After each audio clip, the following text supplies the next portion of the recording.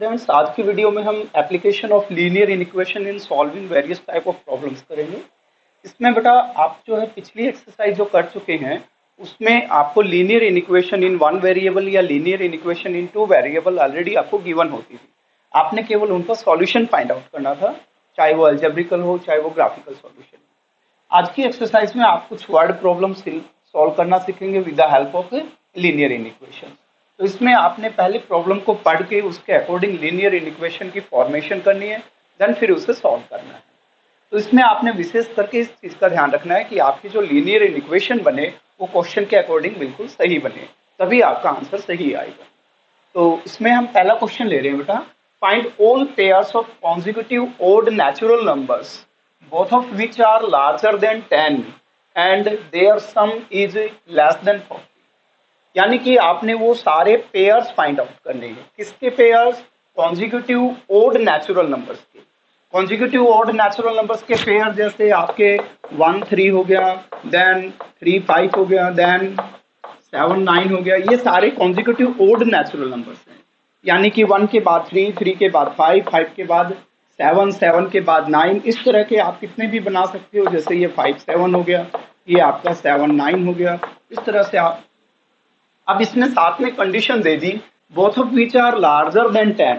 यानी पेयर का each natural number जो है वो लार्जर देन 10 होना चाहिए। अब जैसे यहाँ पे तो 1 3 5 7 है, ये सभी लेस देन 10 है, जबकि क्वेश्चन के अकॉर्डिंग पेयर का ईच एलिमेंट लार्जर देन 10 हो, such that their sum is less than 40, और पेयर के दोनों एलिमेंट्स का जो सम है वो आपका लेस देन 40 होना चाहिए। तो आप इसमें कोई भी एक पेयर एज्यूम करेंगे।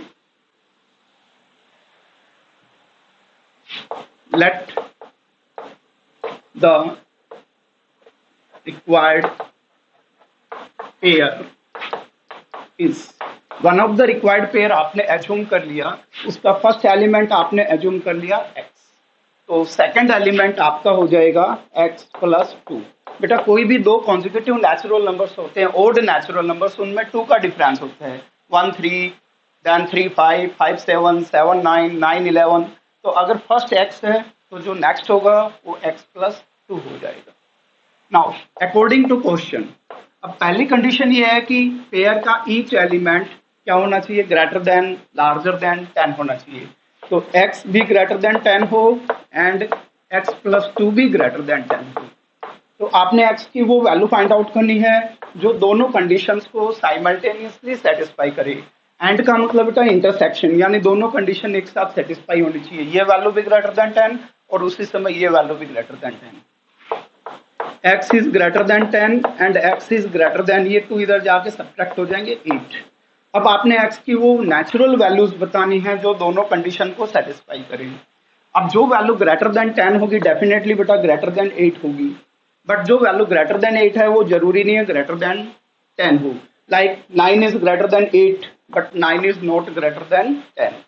तो यहां से दोनों को सेटिस्फाई करने वाली वैल्यू हो जाएगी x is greater then 10। It means आपके जो नेचुरल नंबर होंगे वो आप ले सकते हैं यहाँ पे 10 से आगे, यानी 11 हो गया, 13 हो गया, 15 हो गया, ओड नेचुरल नंबर। अब सेकेंड कंडीशन ये है such that their sum is less than 40, यानी कि जो आपका पेयर है उसके दोनों एलिमेंट्स का जो सम है वो लेस देन 40 होना चाहिए। Second condition is x plus 2, first element of pair plus second element of pair, दोनों का sum less than 40। x plus x 2x less than 2 इधर जाके सब्ट्रैक्ट हो जाएंगे, ये आपके 38 हो जाएंगे। Then x is less than हो जाएगा आपका 19। इट मीन्स यहां से देखिए आपके पास दो कंक्लूजन आ गए। x की वैल्यू जो है वो ग्रेटर देन 10 हो एंड x की वैल्यू लेस देन 90 हो। तो यहाँ पे आप लिखेंगे by 1 and 2 x is greater than 10 but less than 19। That is x की वैल्यू जो है पॉसिबल वैल्यूज, अगर आप ओड नेचुरल नंबर्स लेते हैं तो 11 हो जाएगा, उसके बाद 13 हो जाएगा, उसके बाद 15 हो जाएगा, उसके बाद 17 हो जाएगा। 19 हम ले नहीं सकते क्योंकि x इज लेस देन 19 है बेटा। x का मतलब है ऑर्डर्ड पेयर का फर्स्ट एलिमेंट बेटा, सेकंड एलिमेंट 2 ऐड करके आएगा, तो ये ध्यान रखना आपने। तो ऐसे हम 4 ऑर्डर्ड पेयर बना सकते हैं जिनका फर्स्ट एलिमेंट ये होगा बेटा। तो therefore required ordered pairs are, first pair is, अगर हम x की वैल्यू 11 लेते हैं देन x प्लस 2 जो होगा वो 13 हो जाएगा, 13 लेंगे तो ये 15 आ जाएगा, 15 लेंगे तो ये 17 आ जाएगा, और 17 लेंगे तो ये 19 आ जाएगा। तो आप यहाँ पे देख रहे हैं बेटा जितने भी ऑर्डर्ड पेयर्स हैं उसका ईच एलिमेंट एक ओड नेचुरल नंबर है, और उस ओड नेचुरल नंबर की वैल्यू ग्रेटर देन 10 है, और आप इनमें से किसी भी ऑर्डर्ड पेयर के एलिमेंट्स का सम करेंगे तो बेटा वो लेस देन 40 आएगा। इसके बाद अगर आप नेक्स्ट लेंगे तो 1921 आएगा। अब 1921 जो है वो दोनों वैल्यू ग्रेटर देन 10 तो है, बट 19 और 21 का सम करेंगे बेटा 40 आएगा, जबकि ये कह रहा है कि उनका सम लेस देन 40 होना चाहिए। तो ऐसे आपके पास टोटल 4 ही रिक्वायर्ड ऑर्डर्ड पेयर होंगे जो इस कंडीशन को सेटिस्फाई करें।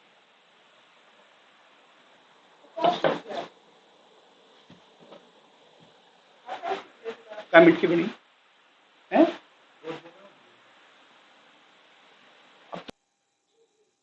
Now the next question is the marks obtained by a student of class 11th in first terminal and second terminal exams are 62 and 48 respectively.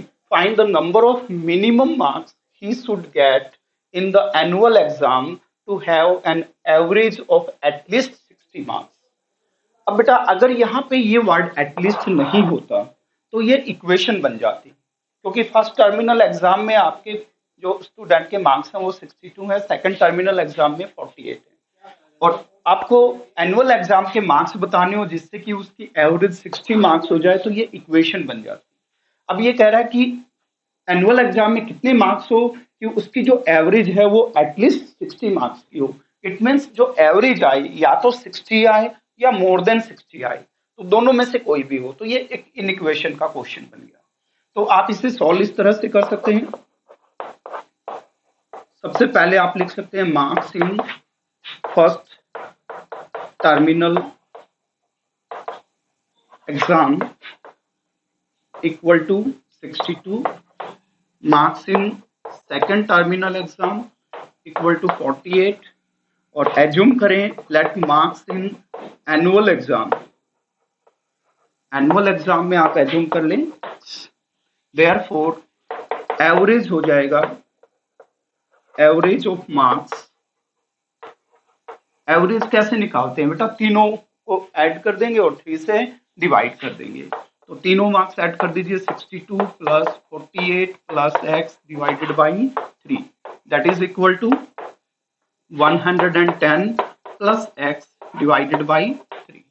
Now, according to question, आपको जो average है वो at least 60 marks चाहिए, यानी average की value या तो 60 हो या ग्रेटर देन 60 हो। It means 110 plus x divided by 3 should be greater than और इक्वल टू 60। तो ये इस तरह के क्वेश्चंस तो बेटा आप बिल्कुल इजीली सॉल्व कर सकते हैं। 3 यहाँ पे पॉजिटिव नंबर है, इधर जाके मल्टीप्लाई हो जाएगा, तो 110 plus x is greater than equal to 6 3 18 180, और ये वैल्यू इधर जाके सब्ट्रैक्ट हो जाएगी, तो x is greater than equal to हो जाएगा बेटा 70। इट मीन्स अगर उसके एनुअल एग्जाम में 70 मार्क्स होंगे तो एवरेज आएगी 60, और मोर देन 70 होगी तो उसकी एवरेज हो जाएगी मोर देन 60 मार्क्स। तो ये क्वेश्चन आपने इस तरह से सॉल्व करना। Now the next question is in an experiment a solution of hydrochloric acid is to be kept between 30 degree and 35 degrees Celsius. What is the range of temperature in degree Fahrenheit if conversion formula is given by C equal to 5 by 9 into F minus 32? बेटा आपको पता है कि temperature को major करने के लिए 2 units होती हैं, एक डिग्री सेल्सियस और एक डिग्री फ़ारेनहाइट। तो यहाँ पे जो हाइड्रोक्लोरिक एसिड है उसको डिग्री सेल्सियस में किस टेम्परेचर के बीच रखा गया है वो आपको ऑलरेडी गिवन है, यानी कि जो C है डिग्री सेल्सियस उसकी रेंज आपको दे रखी है कि वो जो सॉल्यूशन है वो डिग्री सेल्सियस में 30 डिग्री से ज्यादा पे होना चाहिए और 35 डिग्री से कम पे होना चाहिए, और आपने फाइंड आउट करना range of temperature in degree Fahrenheit कि डिग्री फ़ारेनहाइट में वही रेंज क्या होगी टेम्परेचर तो सेम होगा बट यूनिट आपने जो बतानी है वो फ़ारेनहाइट में बतानी है। और कन्वर्जन फार्मूला आपको ऑलरेडी गिवन है। तो बहुत ही सिंपल क्वेश्चन है बेटा, जस्ट आपने सी की जगह जो वैल्यू है वो पुट कर देनी है। तो ये 30 डिग्री लेस देन, यहाँ पे सी की जगह पुट कर दीजिए 5/9 into F minus 32 less than 35।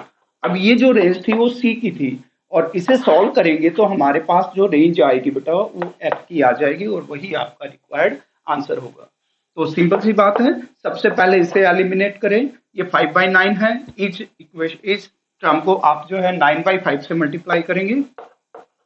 9/5 into 30 less than F minus 32 less than 9/5 into में 35। इसको 9/5 से मल्टीप्लाई करेंगे, ये कैंसिल होके 1 आ जाएगा। ये कैंसिल हो गया कितने पे, 6 पे, और ये कैंसिल हो गए 7 पे। तो ये बन जाएगा आपका 54 और less than F minus 32 less than 63। अब 32 आप क्या करें, सभी में ऐड कर दें, तो 54 plus 32 less than F less than 63 plus 32। अब इनका सम हो जाएगा बेटा ये 86 less than F less than, और इनका सम हो जाएगा बेटा 95। इसका मतलब वही जो रेंज डिग्री सेल्सियस में 30 to 35 डिग्री सेल्सियस थी, वो फॉरेनहाइट में 86 degree Fahrenheit to 95 degree Fahrenheit हो जाएगी। और ये आपका क्वेश्चन कंप्लीट होगा। कमिट क्यों नहीं? तुरंत क्यों होता है?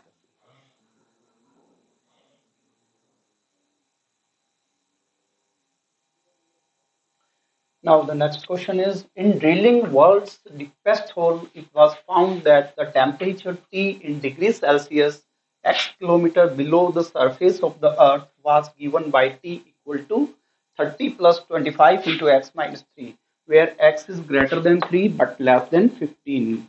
At what depth will the temperature be between 200 degrees Celsius and 300 degrees Celsius? Students, आप जानते हैं बेटा कि अर्थ का जो कोर है वो लिक्विड फॉर्म में है, और लिक्विड फॉर्म में होने का कारण यही है क्योंकि जैसे जैसे हम नीचे डेप्थ में जाएंगे अर्थ में तो टेम्परेचर बढ़ता जाएगा, और हाई टेम्परेचर होने के कारण जो कोर है वो लिक्विड फॉर्म में है। तो यहाँ पे एक आपको फॉर्मूला दिया गया है कि x kilometre below the surface of the earth, यानी x अर्थ के जो सरफेस है उससे x किलोमीटर जब हम नीचे जाते हैं तो टेम्परेचर फाइंड आउट करने के लिए ये फॉर्मूला है। बट ये फॉर्मूला आपको दिया गया है वो केवल इस रेंज के लिए एप्लीकेबल है, यानी इस फॉर्मूले से आप अर्थ के नीचे का जो टेम्परेचर निकाल सकते हैं वो केवल 3 किलोमीटर से 15 किलोमीटर के बीच की डेप्थ के लिए निकाल सकते हैं। At what depth will the temperature be between 200 degree Celsius and 300 degree Celsius? तो आपने बताना है कि कितने डेप्थ पे जो टेम्परेचर होगा वो 200 डिग्री सेल्सियस और 300 डिग्री सेल्सियस के बीच होगा। अब डेप्थ की रेंज निकालनी है, और डेप्थ को डिनोट किया गया बेटा यहाँ पे x से, x kilometre below the surface of the earth. तो इसका मतलब आपने x की रेंज निकालनी है जहां पे टेम्परेचर इन दोनों के बीच लाई करे। तो रिक्वायर्ड जो है वो टेम्परेचर के लिए कंडीशन दी गई है, तो आप यही कंडीशन लेके चलेंगे। यहाँ पे आपको जो टेम्परेचर T है उसकी value more than 200 degree Celsius चाहिए and less than 300 degree Celsius चाहिए। अब क्वेश्चन की रिक्वायरमेंट है टेम्परेचर के लिए कि टेम्परेचर आपको इन दोनों के बीच चाहिए, और डेप्थ कौन सी कितने डेप्थ पे होगा ये रेंज वो आपने फाइंड आउट करनी है। इट मींस एक्स की रेंज निकालनी है। तो सिंपल सी बात है बेटा, यहाँ पे जो टी की वैल्यू है वो आपको दे रखी है इन टर्म्स ऑफ एक्स, वो यहाँ पे पुट कर देंगे। तो 200 डिग्री लेस देन टी की जगह पुट कर दीजिए 30 प्लस 25 इंटू एक्स माइनस 3, और लेस देन हो जाएगा आपका बेटा यहाँ पे 300 डिग्री। और इस तरह के क्वेश्चंस बेटा आप बहुत सोल्व कर चुके हैं। तो इसमें सबसे पहले 30 को आप सब्ट्रैक्ट कर देना इस टर्म में, 25 से डिवाइड कर देना, देन 3 आप सभी टर्म्स में ऐड कर देना, तो आपके पास x की रेंज आ जाएगी। वो आपका आंसर होगा कि कितने किलोमीटर से कितने किलोमीटर के बीच टेम्परेचर 200 डिग्री सेल्सियस से 300 डिग्री सेल्सियस के बीच होगा। तो इसे आप सोल्व करेंगे, right. Now the next question is, a manufacturer has 600 liters of a 12% solution of acid.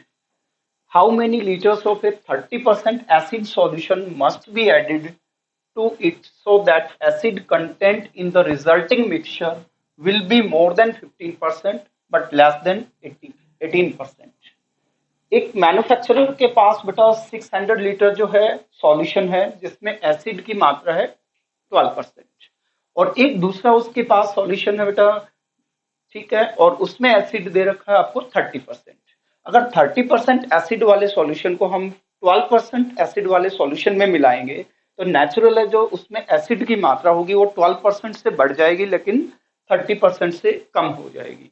तो आपने ये बताना है कि 30% एसिड वाला हम कितने लीटर इसमें मिक्स करें, कितने लीटर इसमें ऐड करें कि हमारे पास एसिड की जो मात्रा है वो 15% से ज्यादा हो जाए बट 18% से कम रहे। तो आपके पास एक तो सॉल्यूशन है बेटा ये 600, आप लिख सकते हैं 600 litres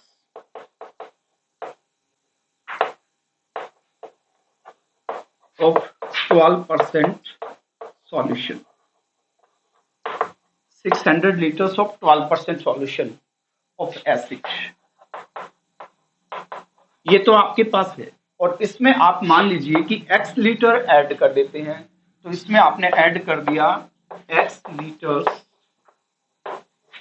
of 30% acid, 30% solution of acid. तो आपके पास था 600 litres of 12% solution of acid, आपने इसमें ऐड कर दिया x litres of 30% solution of acid. तो आपके पास टोटल मिक्सचर कितना हो गया? टोटल मिक्सचर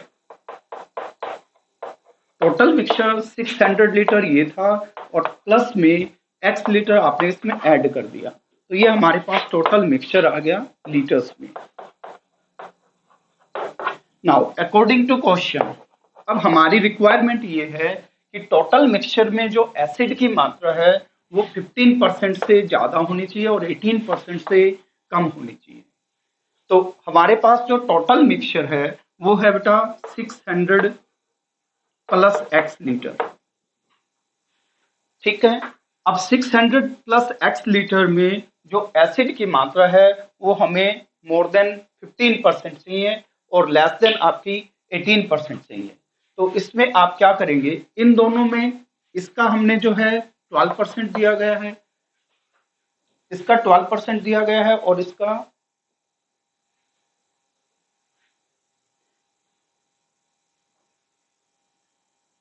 इसमें आप ऐसे कर लें बेटा इसको, ये आपके पास है 12% ऑफ 600 लीटर प्लस में 30% ऑफ x लीटर।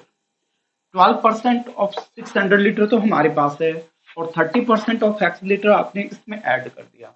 अब यहाँ पे जो अननोन है वो x है, तो आपने x की वैल्यू इस तरह से निकालनी है कि जब हम इन दोनों का सम करें, ये हमारे पास गिवन है, ये हम इसमें ऐड कर रहे हैं, तो ऐड करने पर इन दोनों का जो टोटल सम है वो टोटल मिक्सचर के 18% से 15% से ज्यादा हो जाए बट 18% से कम हो जाए, यानी कि इन दोनों का जो सम है वो मोर देन होना चाहिए 15% of total solution. Total solution का मतलब है 600 प्लस x, और इन दोनों का सम जो है वो लेस देन इक्वल टू होना चाहिए आपका 18% ऑफ टोटल सॉल्यूशन, और टोटल मिक्सचर आपके पास कितना है 18% ऑफ इन 600 प्लस x। तो यहाँ पे बेटा आपके पास दो इनइक्वेशंस बनेंगी, एक इनइक्वेशन ये है और दूसरी इनइक्वेशन आपकी ये है। तो आपने सिस्टम ऑफ इनइक्वेशन सॉल्व करना सीखा था, तो उसी तरह से आपने इसे सॉल्व करना है। तो चाहे तो आप डायरेक्ट सोल्व कर लें बेटा इसे, और चाहे दोनों को अलग अलग सेपरेटली सोल्व करें और फिर इन दोनों का कॉमन सॉल्यूशन निकालें। जैसे अगर हम फर्स्ट इनइक्वेशन को लेके चलते हैं तो आप इसको ऐसे लिख सकते हैं, 15% का मतलब हो गया 15/100 इंटू में 600 plus x less than equal to 12/100 into में 600 और प्लस में 30/100 इंटू में x। चलो पहले इकट्ठी कर देते हैं इसे। ये 18/100 इंटू में हो जाएगा आपका 600 प्लस एक्स। अब डिनोमिनेटर में जो 100 है उसे रिमूव करने के लिए हम थ्रू आउट 100 से सभी को मल्टीप्लाई कर देते हैं। तो यहाँ पे आपके पास बच जाएगा 15, क्योंकि 100 पॉजिटिव नंबर है, मल्टीप्लाई करने पर इन इक्वेशन में कोई चेंज नहीं होगा, तो 100 सबका कैंसिल हो जाएगा। 15 से इसे मल्टीप्लाई भी कर देते हैं साथ साथ, तो ये हो गया आपका 15 6 90, 9000, और प्लस में आ जाएंगे 15x less than equal to 100 से मल्टीप्लाई करोगे तो ये आपका 72 into 0 प्लस 100 से मल्टीप्लाई करोगे कैंसिल हो जाएगा, और ये आपके आ जाएंगे 30x less than equal to, यहाँ पे आप 100 से मल्टीप्लाई करोगे ये कैंसिल हो जाएंगे, और ये आपके दोनों को मल्टीप्लाई करोगे 6 8 जा 48, 6 1 जा 6 प्लस 4, ये हो गया आपका 10 एंड 00 प्लस 100 से मल्टीप्लाई करोगे तो प्लस में यहाँ पे आ जाएगा बेटा आपके पास 18x। नाउ सबसे पहले क्लियर है कि आप जो है यहाँ पे इस इनइक्वेशन को सॉल्व करें बेटा, इस इनइक्वेशन को अलग से सॉल्व कर लें और इस इनइक्वेशन को अलग से सॉल्व कर लें। अब आपके पास दो इनइक्वेशन बन जाएंगे। Now first inequation is 9000 plus 15x less than equal to 72 100 plus 30x, and second inequation is 7200 plus 30x less than equal to 10,800 plus 18x। आप दोनों को अलग अलग सोल्व करें और इनका कॉमन सॉल्यूशन निकालें, वही आपका रिक्वायर्ड आंसर होगा। तो इसमें आप क्या करें, वेरिएबल को एक साइड ले आए, इसको एक साइड ले आए बेटा। तो 7200 को 9000 में से सब्ट्रैक्ट करेंगे तो ये आपके पास बच जाएगा 1800 less than equal to 15x, इधर 30x में से सब्ट्रैक्ट करोगे तो आपके पास बच जाएंगे 15x। इसी तरह से इसे सॉल्व करोगे बेटा, तो यहाँ पे आप जो है 18x को इधर ले आए तो यहाँ पे बच जाएंगे आपके पास 12x less than equal to, और 7200 इधर जाके सब्ट्रैक्ट हो जाएंगे 10,800 में से, तो आपके पास बच जाएंगे 3,600। अब इसमें आप इसे रिवर्स कर सकते हैं, 1800 is less than equal to 15x है, तो आप लिख सकते हैं 15x is greater than equal to 1800। अब यहाँ पे आप दोनों में इसमें 15 से डिवाइड कर दें और इसमें आप 12 से डिवाइड कर दें, तो आपके पास दो अलग अलग रेंजेस आ जाएंगी।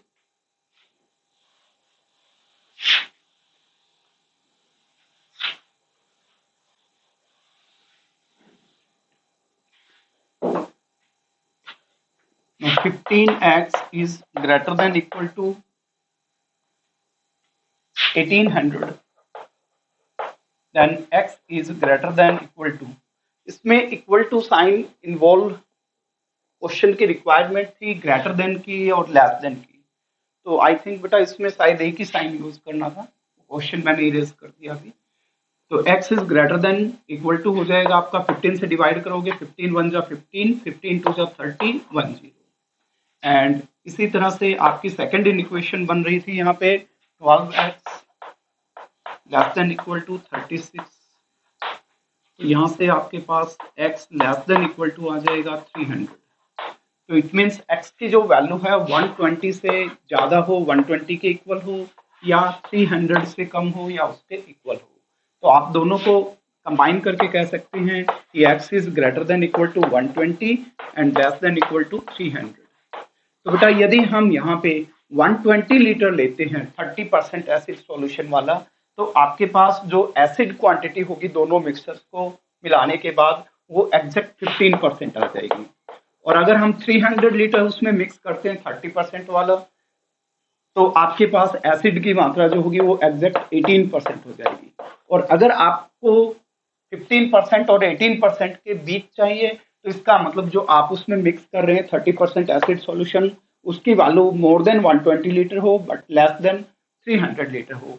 तो आई थिंक मेरे ख्याल में ये उसमें ये एक्सट्रीम वैल्यूज इंक्लूड नहीं थी, तो एक बार सो ये चेक कर लेना बेटा।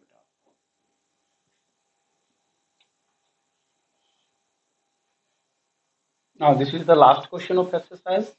The water acidity in a pool is considered normal when average pH reading of 3 daily measurements is between 7.2 and 7.8.